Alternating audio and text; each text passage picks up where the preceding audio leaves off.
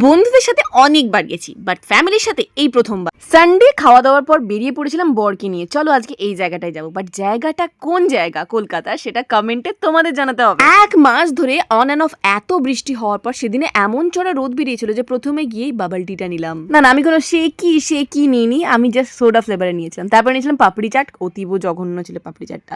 তো জায়গাটা বসে গল্প করার জন্য, হ্যাং আউট করার জন্য দারুণ জায়গা। বাট খাবার কোয়ালিটিটা অতটা না বললেও চলবে।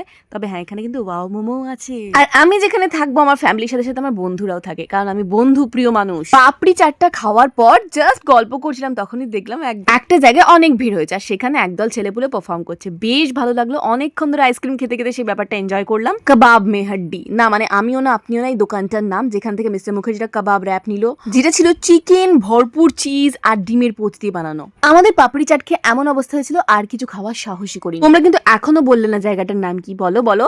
যেখানে গাড়ি পার্কিং করেছিলাম ওখানে বাচ্চারা এত সুন্দর স্কেটিং করছিল, অনেকক্ষণ দাঁড়িয়ে দেখলাম। নদীকে দেওয়ার ইচ্ছে থাকলেও অসম্ভব, অত দূর থেকে এখানে জার্নি কে করবে। তারপরে গান শুনতে শুনতে সবাই মিলে ভেতরে চিল করতে করতে ঢং করতে করতে চলে এলাম বাড়ি। বড় ব্লগটা দেখতে হলে রিলেটেড ভিডিওতে ক্লিক করো।